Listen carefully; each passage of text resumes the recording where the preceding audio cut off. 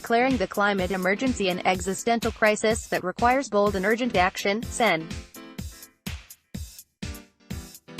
Elizabeth Warren Tuesday night unveiled a proposal that calls for repealing President Donald Trump's tax cuts for the rich and corporations to help fund a transition to 100% renewable energy by 2035. Warren's plan adopts and builds upon the clean energy blueprint introduced by Washington Gov. Jay Inslee, who dropped out of the 2020 Democratic presidential primary race last month after running a campaign that centered the climate crisis as the most dire issue facing the U.S. and the world. Jay didn't merely sound the alarm or make vague promises.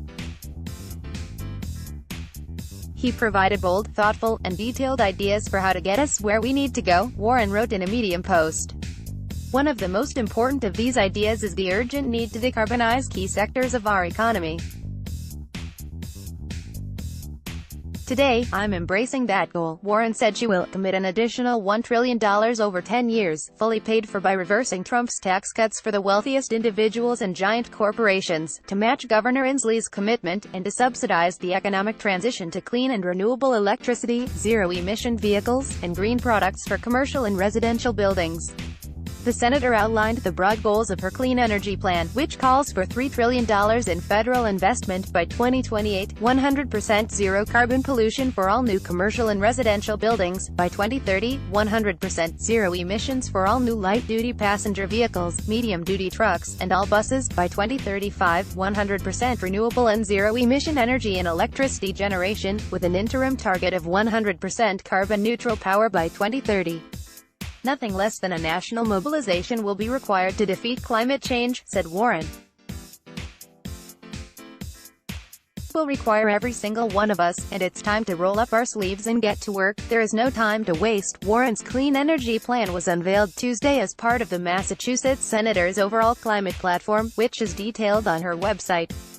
Warren, an original co-sponsor of the Senate Green New Deal resolution, said her platform would aim to ensure a just transition for fossil fuel industry workers, bolster protections for frontline communities, and create millions of well-paying union jobs while confronting the climate crisis. If we work together to make smart investments in our clean energy future, we will grow our economy, improve our health, and reduce structural inequalities embedded in our existing fossil fuel system, Warren wrote. The task before us is monumental, and it is urgent. Scroll to continue with content. The youth-led Sunrise Movement praised Warren's platform, which was compiled ahead of a CNN climate crisis town hall on Wednesday that will be attended by 10 Democratic presidential candidates, including Sen. Bernie Sanders, IVT, entrepreneur Andrew Yang, former Vice President Joe Biden, and South Bend, Indiana Mayor Pete Buttigieg. In a statement on Tuesday, Mitch Jones, Climate and Energy Program Director at Food. But Jones criticized Warren for neglecting to mention fracking, which is largely responsible for the planet-threatening boom in U.S. natural gas production. While Senator Warren came out early in support of previous plans to stop fossil fuel production on public lands, this latest proposal is silent on banning fracking everywhere, said Jones. Our new fossil fuel exporting economy is based on fracking. Without banning it or exports of fossil fuels, we are condemning our children to decades of fossil fuel use. We must move immediately to ban fracking, ban the export and import of fossil fuels, ban new fossil fuel infrastructure including pipelines, as well as banning production on public lands, Jones added. We don't have time to wait. Acting now is both a political and moral imperative. Let's block ads. Why?